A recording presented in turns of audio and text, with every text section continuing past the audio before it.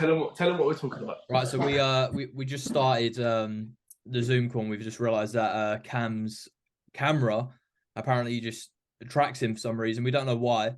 I'm But it's an standing. iPad. It's not just like your standard computer, no. It's an iPad. It's just like when I say how far can I go? Right here. I'm nowhere near my iPad. Does it work like that for recording content? I think so. Yeah, that's why I never do it with the back camera, because I was going to say if you're in the gym trying to film stuff, that'd be good. Absolutely not. Yeah, like just following me around with it. Mm-hmm. So how's your week been, mate? Yeah, not bad, mate. Not bad. Like yeah, I've just posted a story. That's why it's 12 o'clock. I'm just getting in my caffeine curfew quick. Yeah, no, it's good. Had what did I have? Monday I had push with arms. Yesterday I had legs, but legs has ripped me off. What about you? I had pull yesterday, legs pull, and I probably say it's the worst DOMs I've had so far on this split.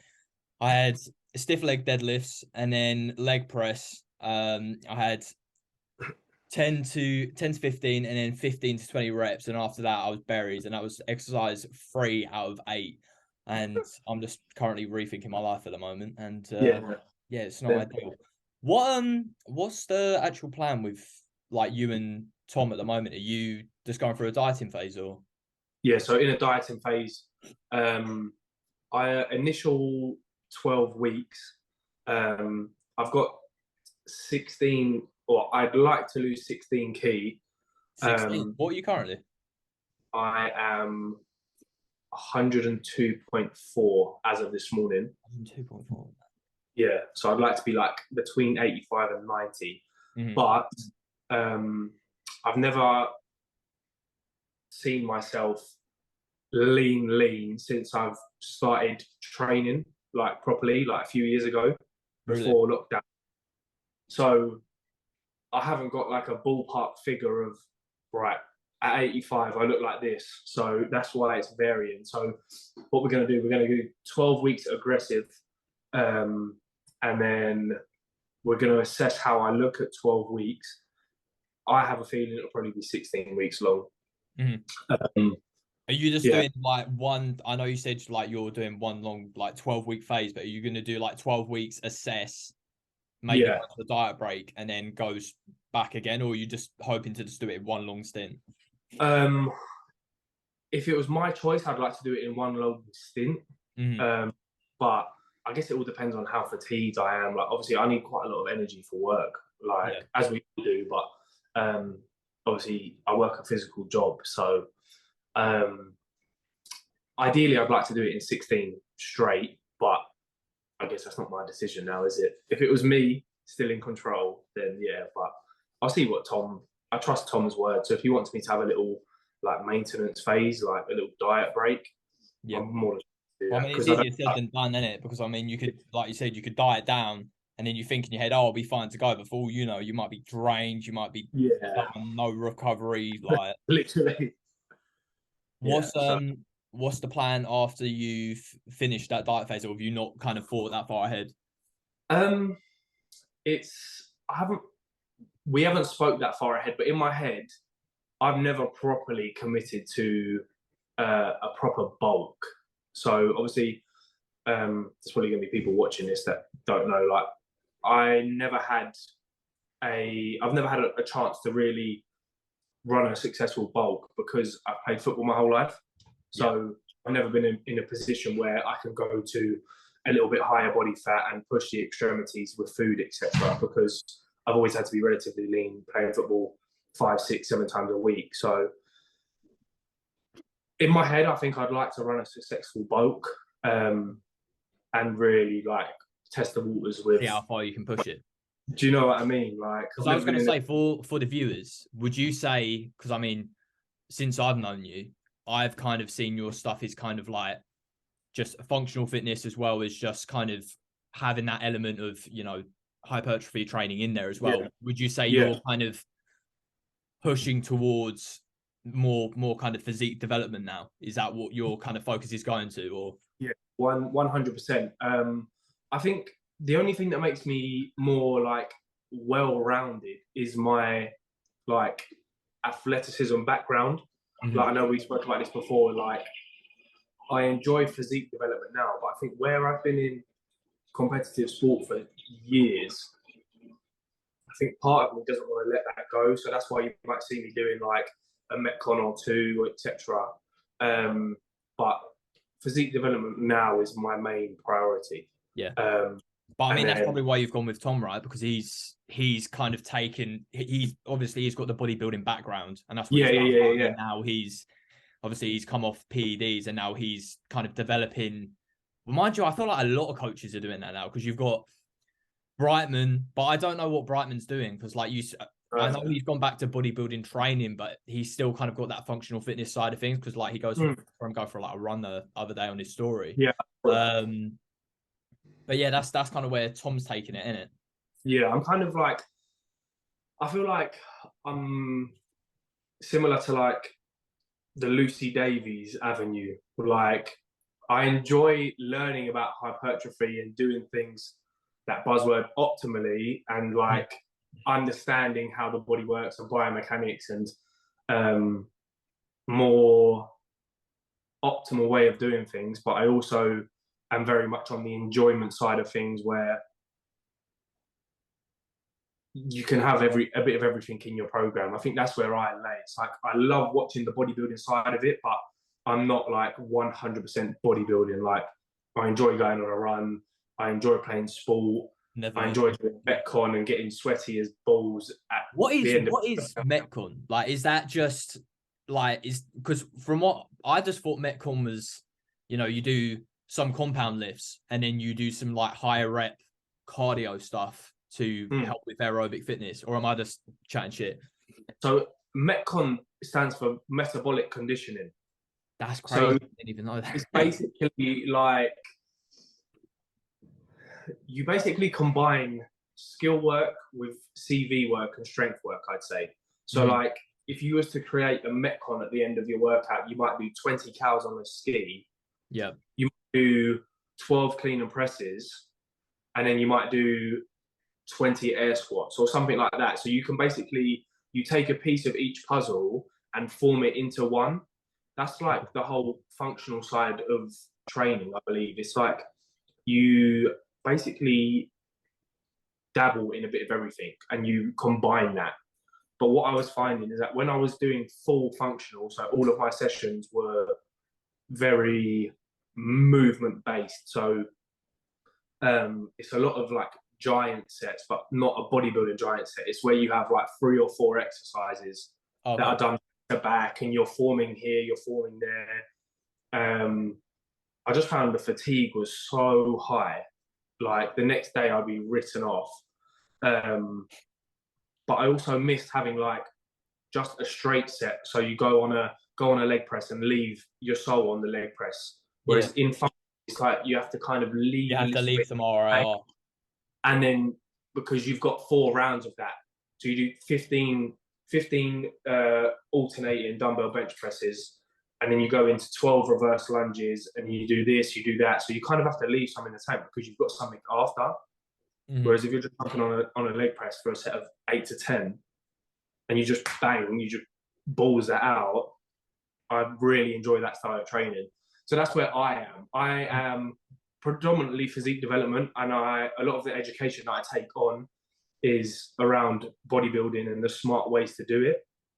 But I do really enjoy the other aspects of the conditioning, the running, and the sports side of things. I was just going to say before that, how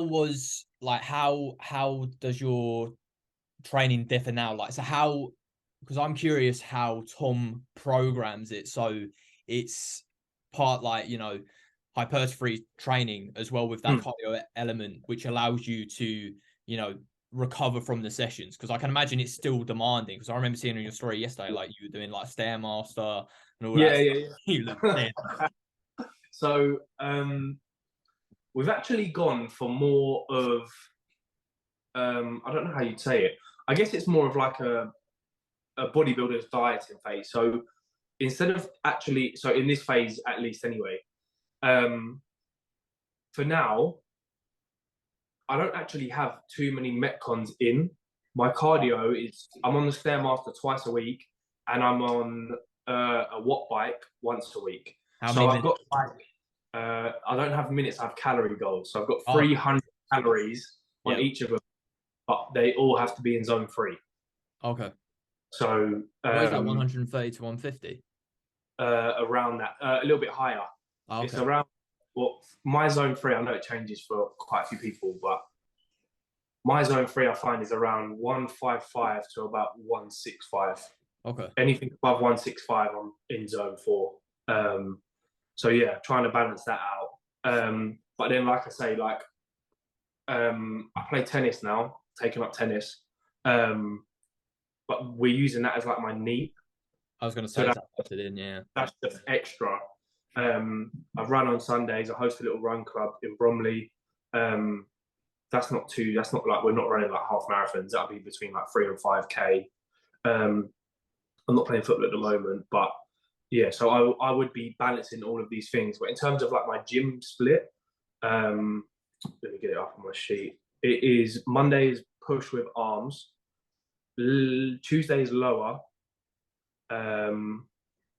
Wednesday rest, Thursday is pull with biceps, Friday push with triceps, and then Saturday is lower with a top up on back. Okay. And then I rest. And then obviously I've got my cardio days, etc. So I think for this first 12 weeks, it is very much like there's not really any functional in it. It's more of like baseline numbers, getting comfortable with the movements, and then absolutely, mate. What about you? What are you looking like at the moment? I'm currently looking like a fridge. That's what I'm looking like, bro. I'm pushing up. So last year, I kind of like, it was all up and down with me, and I fell out of love with training, and I just kind of lost my head in terms of, I didn't really know. I kind of just fell out of love with the process of training, and my background's always been bodybuilding, and kind of developing a physique from a standpoint of, eating in a surplus, gaining muscle, and then dieting down when the time's right.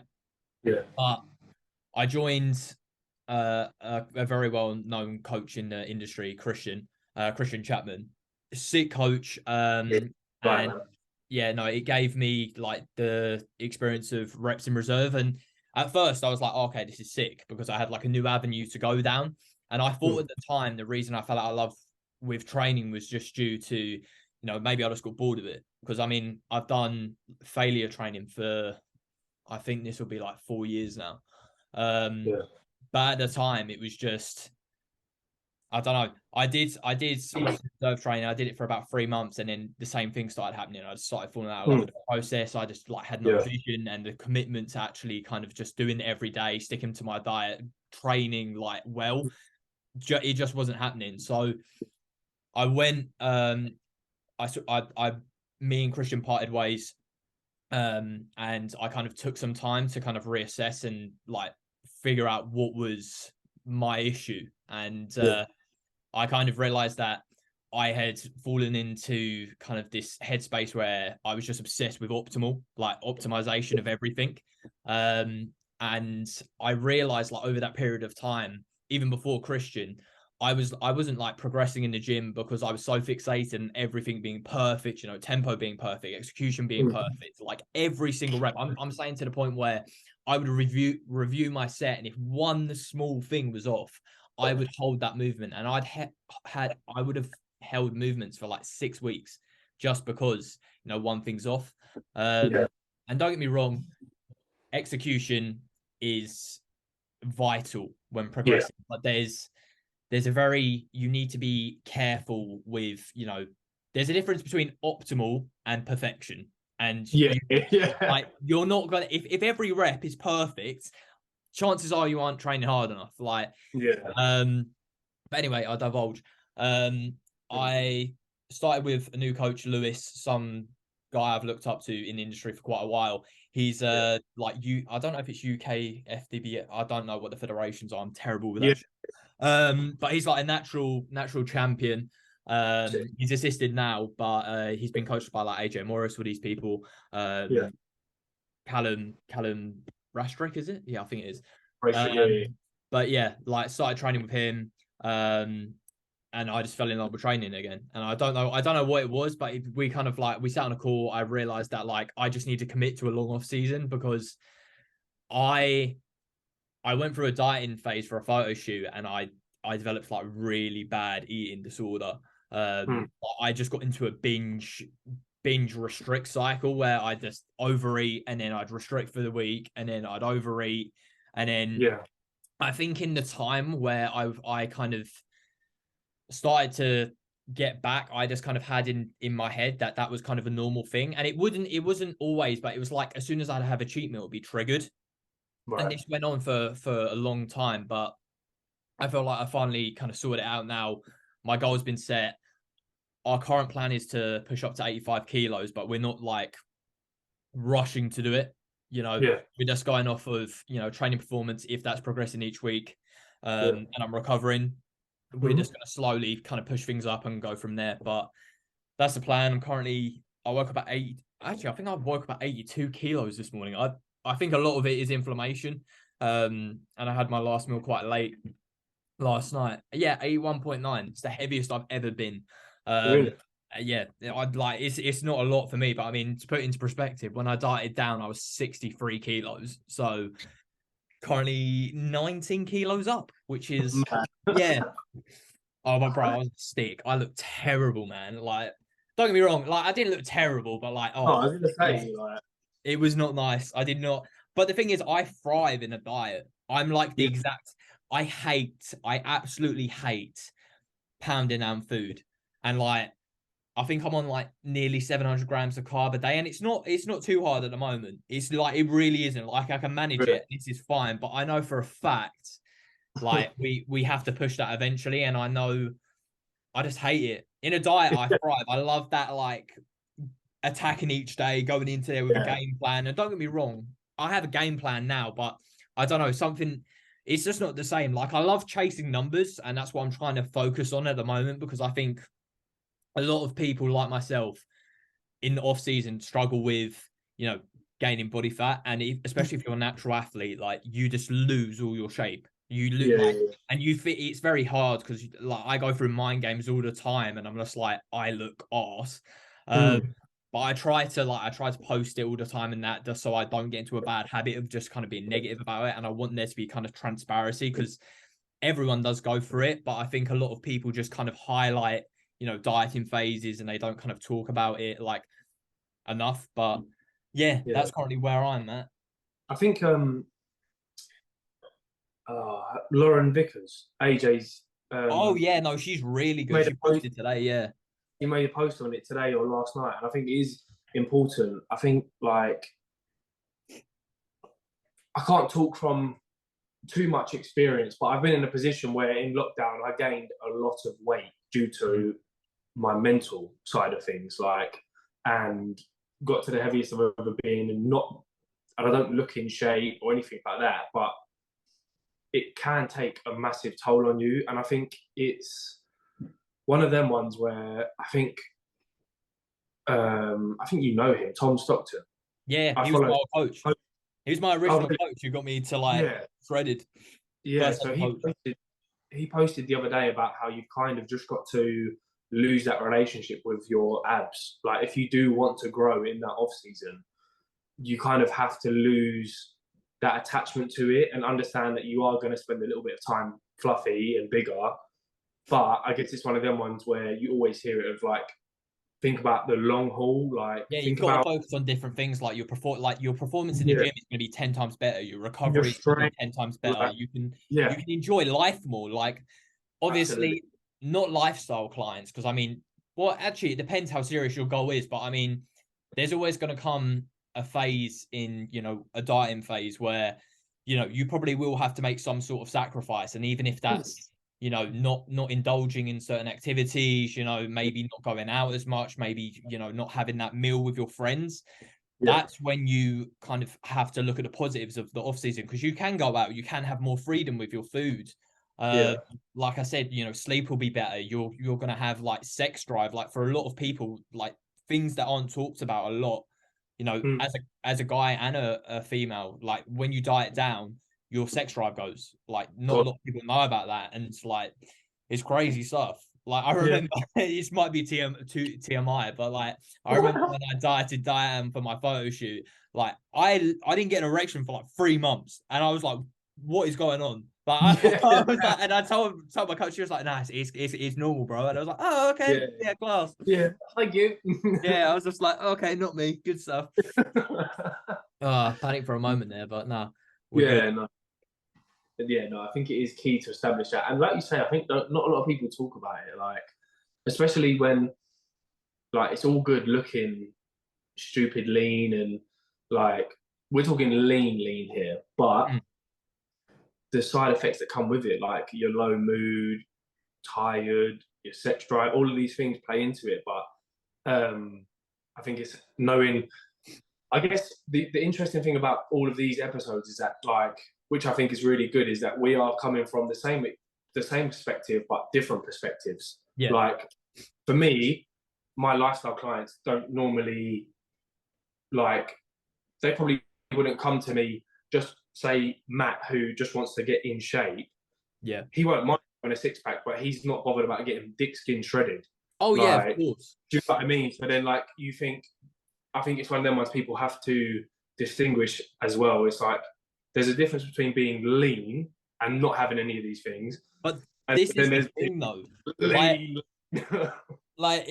And this is why the fitness industry, and sometimes I'm like, my perspective is so warped, because to the random person, right? Yeah.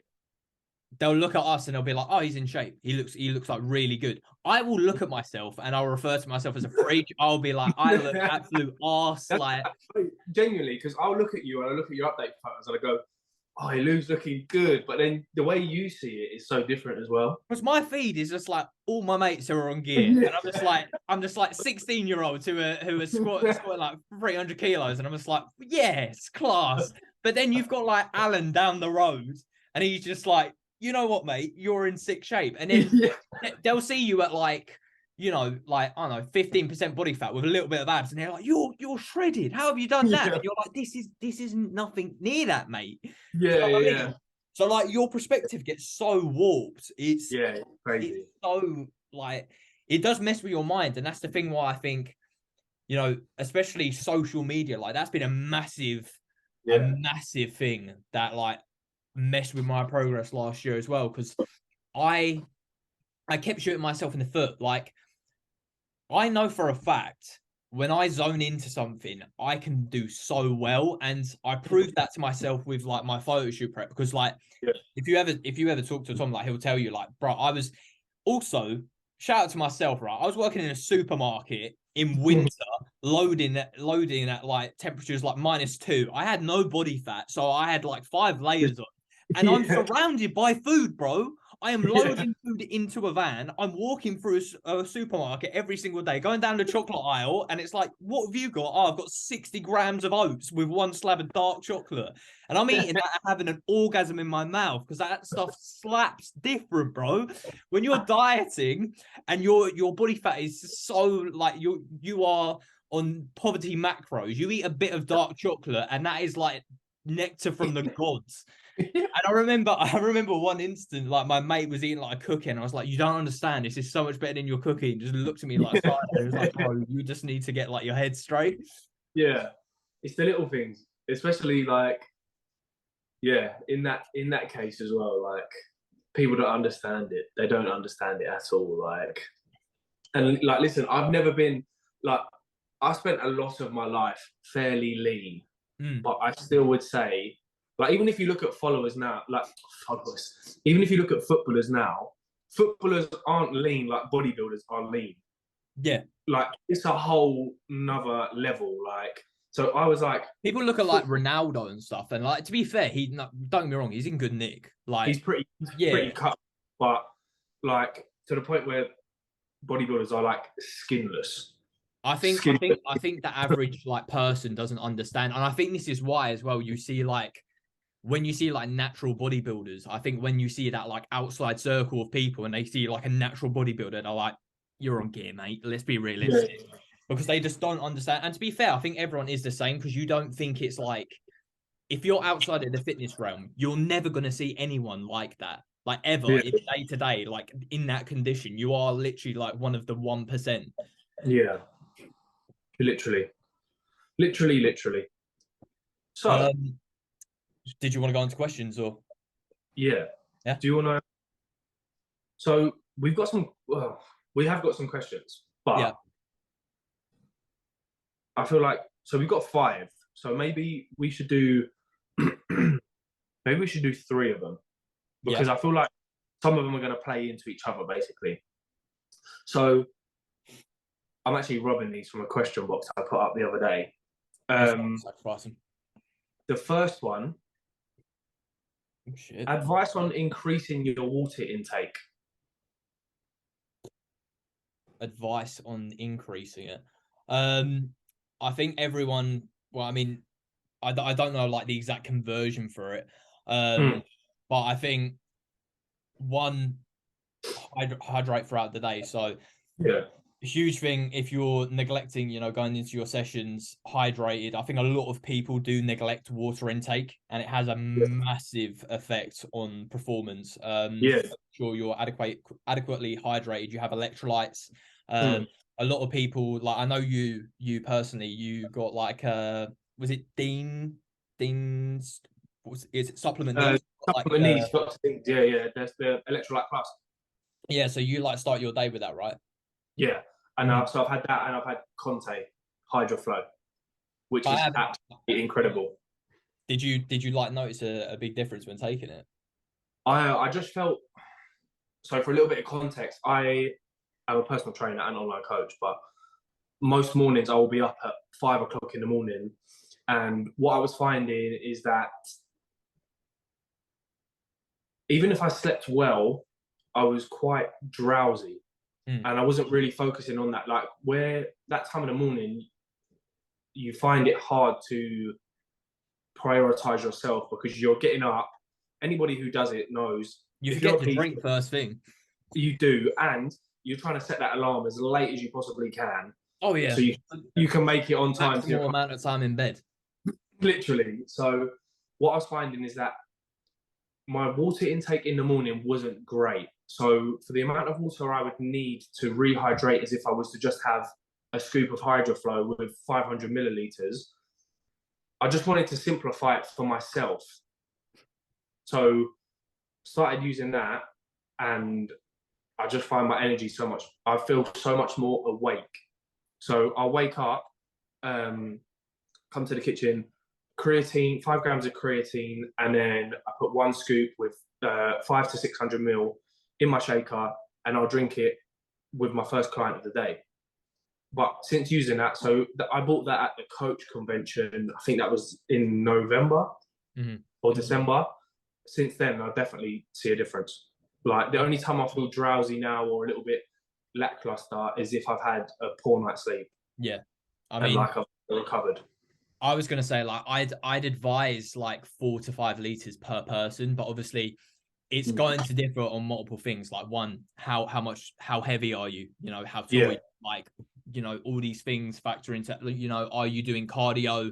How active are you? Are you working out regularly? Are you doing something which is, a lot of cardio, so you're sweating and you need more electrolytes? It's going to dictate person to person, but I'd say like start, drink to your needs. I mean, for one. But I'd say if you aim around 4 to 5 liters, and I think it's recommended, well, I'm pretty sure the recommendation as well is like 6 grams of salt per day should cover all your electrolyte. This is something that we talk about as well. What, salt and milk and stuff? So a lot of people think hydration just comes from water. No. So basically what happens, you can add some more into this as well. But in layman's terms, when you sweat and you lose fluid, you don't just lose water. So you lose sodium, potassium, magnesium. So that is why electrolyte tablets, formulas, whatever it is, are vital, because what happens is that if you go and do a 5K run and you absolutely sweat loads, you have lost your sodium, potassium, magnesium. But if you just drink water to rehydrate, you aren't fully rehydrating because you're not replacing what has been lost.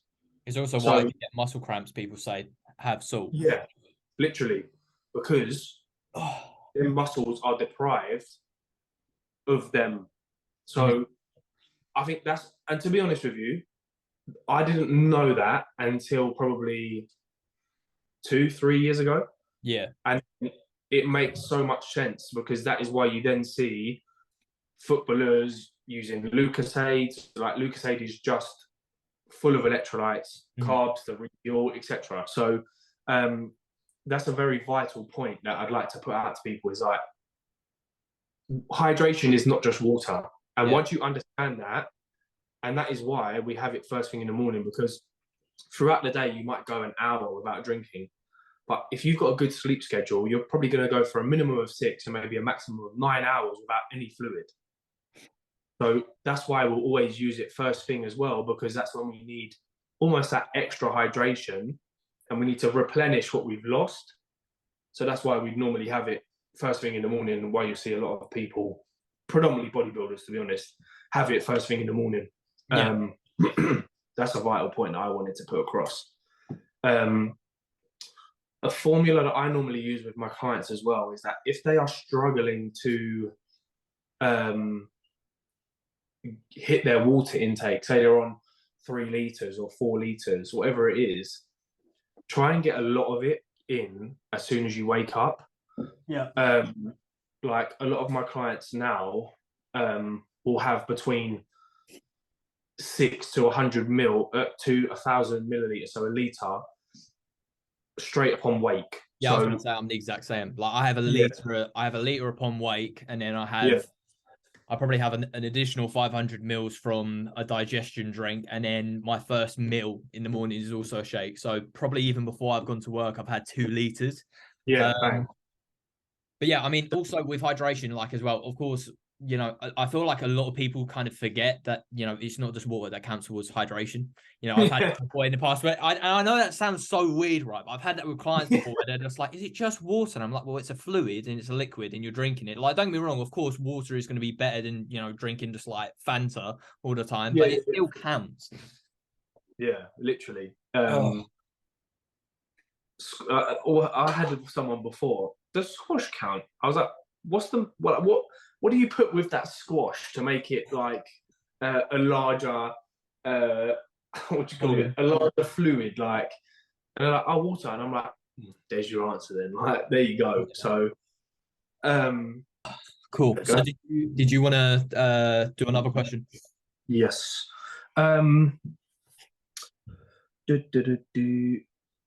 Freezing. How to decide what training program is best for you? Training program. So I assume by that, you know, that just means split as well. Yeah.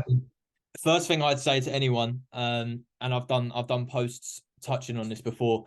There is no perfect training plan. There is no perfect training split. There is not one magical split which is going to be better than the other one. Of course, there's going to be, you know, certain splits that prioritize, you know, other muscle groups. So if you're looking for certain body parts to be brought up, then of course, there's going to be more favorable, you know, splits for that. But my advice, and everything I say to every single client, is pick a split you enjoy the most and you're going to adhere to the most. You know, if you're more likely to enjoy something, you're going to do it a lot more often. You're going to do it, you know, you're going to stick to it a lot easier than something you hate. And that's just going to lead to long-term progress and more progression. So, you know, figure out what you enjoy. You know, do you enjoy, you know, what's best for your routine? You know, do you have 3 days available to train? Do you have 4 days available to train? Do you have 5 days available to train? Okay, cool. all right, do you want to bring up your upper body more? Okay, well, maybe a push-pull leg split with 2 push days is going to be more beneficial than doing an upper lower split, because we don't want to bring up our lower body. Maybe, I'd always say, the only split I'd say, right, which is like, it's up for debate, and I know a lot of people still do it, but I'd say go away from a bro split just in terms of, the frequency, because ideally we want to train every body part at least 2 times per week, because, we're just going to be able to get more volume in. We're going to hit that body part twice a week. So there's going to be more muscle damage, bigger muscles from, recovering from that, compared to, hitting it once a week and waiting every single week for kind of that day to fall upon it. Like I said, there are still people who do it, and there are still people who make progress from it. If you enjoy that split though, and that is, you want to do that over, push pull legs, who am I to say no? At the end of the day, it's your journey, and whatever you want to do it. Yeah. I think I don't have too much to add on to that, to be honest with you, because you nailed it. I think the one thing that I would always say to people when I get them on a consult is enjoyment, adherence, and consistency is ultimately going to be the 3 main drivers for you making progress in pretty much anything. So, like you say, obviously, a bro split is like maybe not as effective, but ultimately people do it. A lot of bodybuilders will train like that, and they will still make progress. But if you could just maybe split that up, because if you're doing a bro split, you're going to be training 6 days a week. Why don't we just slice that up into push-pull legs, or like you say, if you've got an upper body specific or you want to bring up your lower, you can change them. But instead of nailing 15 to 20 sets in one workout, why don't we split them between 2 sessions? So one, we've had some time to recover, which then means the what would be the bottom half of that, say that chest session, if we can split that volume into 2 push sessions, you're then going to move more efficiently on them movements, recruit better, create more tension, etc. So I don't think that, like you say, there is no one god tier plan.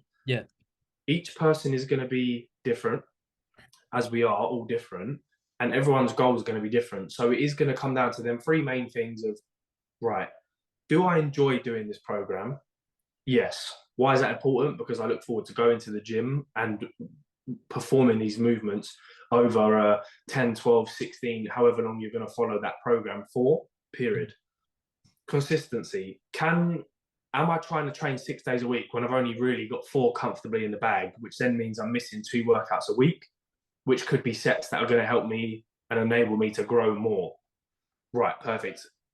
Let's find out, without trying to bust yourself and cut yourself too thin, what can you comfortably stick to and not feel like them last sessions are going to feel like a chore, or that you've got to cram them in so that the quality of them sessions then reduces.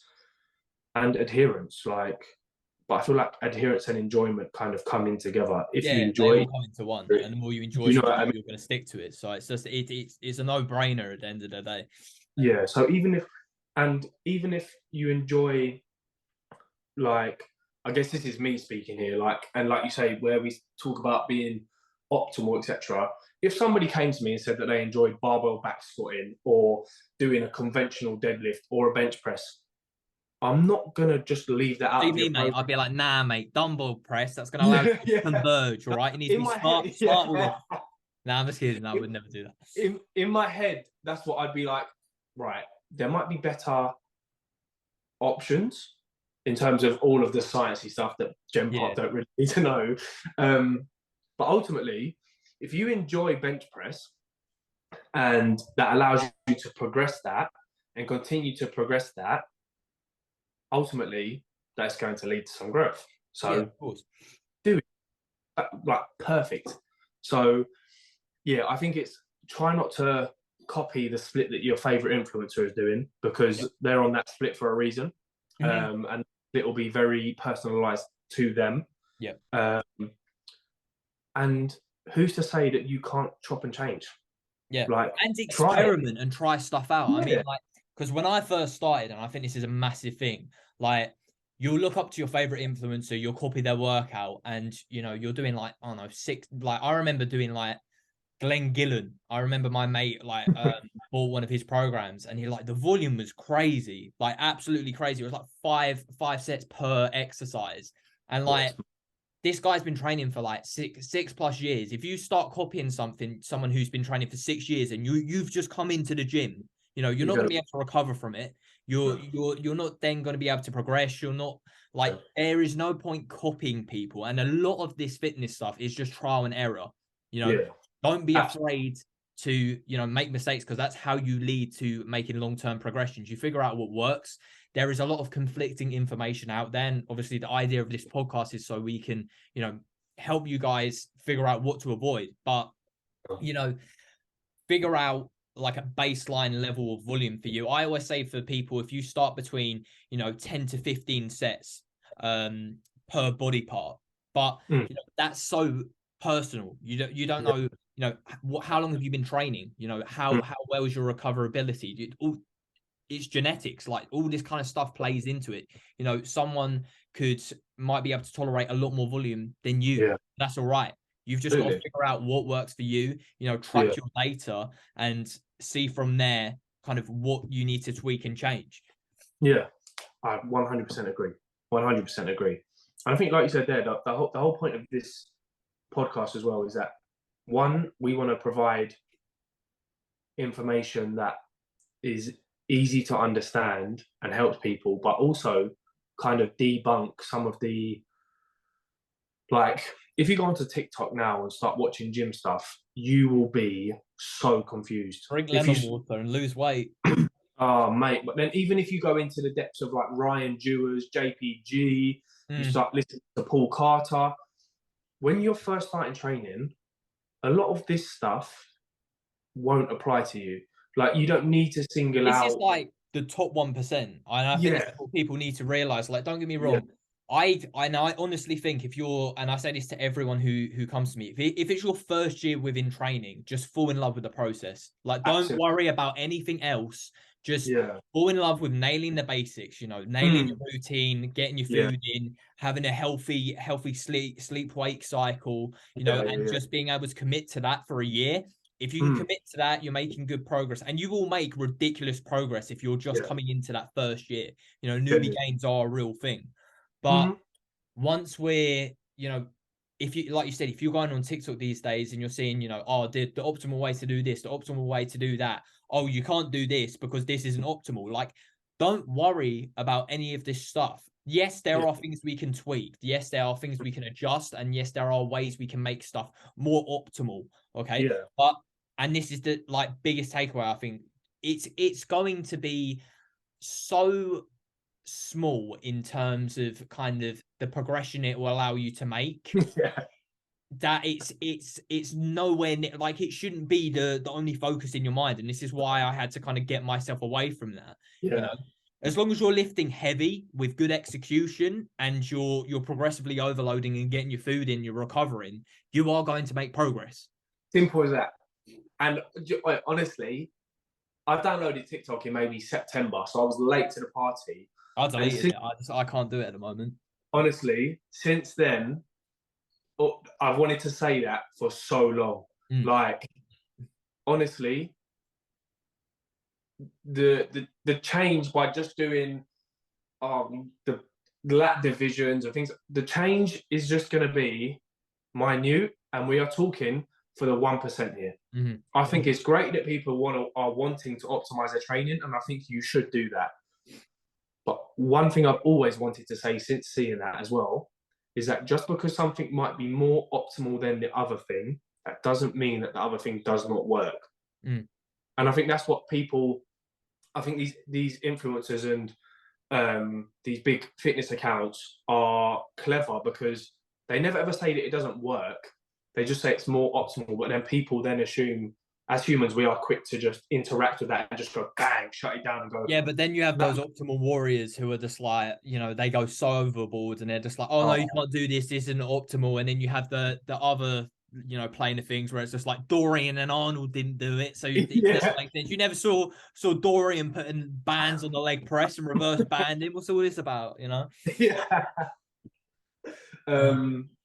Yeah, and I think what we just said there, I'm gonna hopefully clip that and put it on my Instagram, and I hope as many people as possibly can see that, because I think we're in a good boat because we educate and we're up to standard with what's new and all of this, but we also understand both sides of it. Like, I always keep an open mind to everything within this industry, because things are always changing. I remember before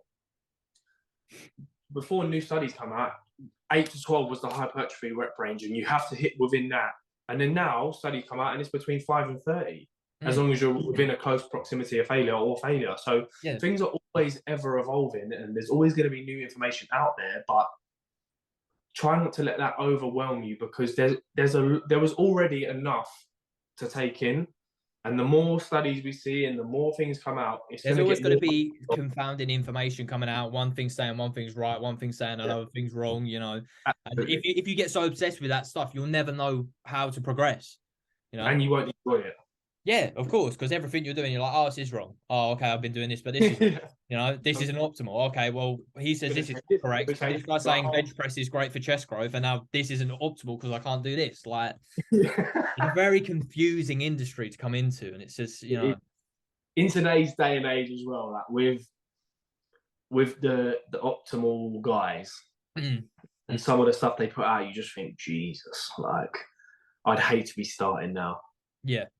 I'd hate to be starting now. It's obviously, the best time to plant a tree was 30 years ago, and the next best time is now. But so anybody who's starting their lifting journey now, that is brilliant.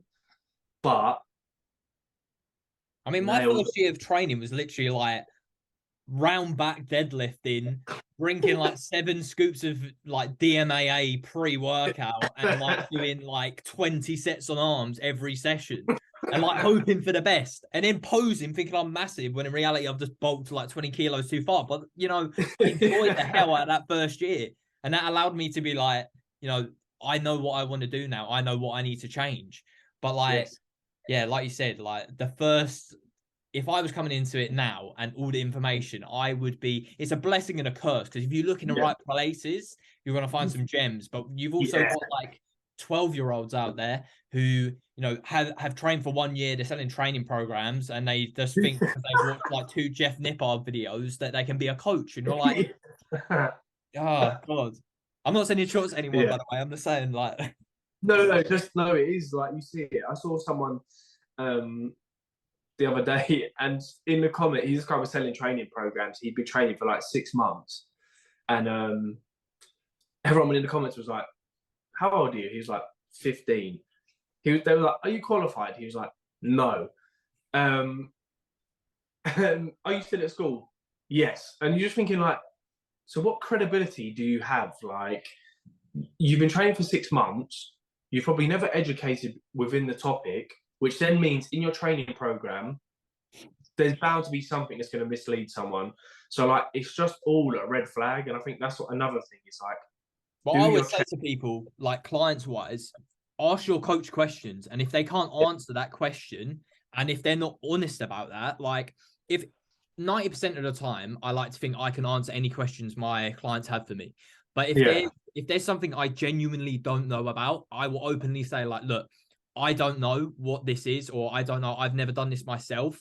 I'll look into it and I'll do some research on it so I can provide feedback. But like, I'm never gonna, just be like, oh, because I said so. I'm the coach. Do what I say. I'll eat white rice and bland chicken because it's on the plan. What does Christian Chapman say about coaches who always go, "Oh, just trust the process, bro." Yeah, trust the process, bro. I've upped your cardio to 3 hours every day, Monday to Sunday, but just trust the process, bro. You'll lose fat. Like, of course you bloody will, you div. Like, what are you talking about? I'm glad we answered that question. Yeah. Right. I reckon I've got time for one more before my next client. Yeah, we'll do one more and then we'll cut it. I'll read two out. Right. The two we've got left, I'll let you choose. So the first one. Yeah. Should I lower my fats and cut out carbs when dieting? Number two, importance of sleep plus how it helps with routine adherence and why is it so important? Right, I'm gonna choose the fats one. That's because I could do a whole podcast on sleep alone. Yeah. And we can leave that for next time, and we can go off on that. Yeah. Right. So what was it? Should I lower my fats? Should I lower my fats and cut out carbs when dieting? Okay. So first of all, I think a lot of people coming into fitness look at fats and they just demonize the macro group because fats make you fat, Yeah. which is not the case at all. Okay. The thing that makes you fat and gain fats is a caloric surplus. And all that means is you're consuming more food than you're burning. Okay. So you're taking in more calories than you're burning. Mm-hmm. Carbs should not be demonized as well. A lot of people look at them and they're just like, oh, sugars, all this kind of stuff is terrible. There is any diet, in my opinion, that cuts out a whole macro group is not healthy. So when you see all these keto warriors saying, oh, keto is the best for losing weight. I've lost so much weight on keto. Yeah, because you're in a caloric deficit because you've cut out a whole macro group and you're filled up with fat because it takes longer to digest, bro. Like, shut up. It drives me up the wall. But figure out your maintenance calories. So, and again with this, I say that like all the time, you have people who are like, oh, what's the perfect calories for maintenance? What's the perfect calories for bulking or cutting? This is all individual based. You have to take into, how much you weigh, how tall are you, how active are you, as well as this, everything is an estimate. There is not any magic numbers. Yeah, there's certain rules we can follow. Like I use I think it's 1.5 to 2 grams of protein per pound of body weight, or you can just use like 2 grams per kilo of body weight. Yeah. And then like 0.3 to 0.5 grams of or like 0.3 to 0.5 is what I use per pound for fat, and then the rest is carbs. But all of that is individual based. All the stuff I do is bodybuilding, so I have fats on a lower side of things. But if you're the average person and you can't stick to a diet which has extremely low fat, up it a bit. All that matters is you have a good protein number to make sure we can maintain muscle tissue and grow, and you can stick to the calories for the moment. So set a baseline, figure out what your maintenance calories are. And the way you do this, track weight for a week on those calories. If your weight goes up, you're in a surplus. So deduct 200 calories. If it then maintains, you're at maintenance. And if you want to lose weight, take away calories from that and just go from there. Yeah. Absolutely. I think it's also important to go from the other side of things. Carbohydrates are going to be our main source of energy during the day. They are going to be a driving factor for us not feeling like a bloody zombie. They're going to provide us a lot more energy and fuel to get through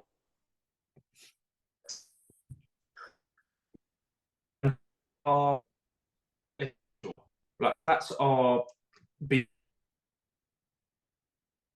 Oh no, please don't disconnect. Right, so Cameron's frozen.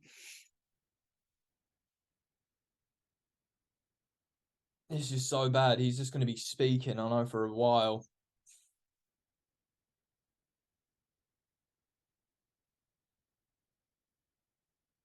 Right, I'll tell you what.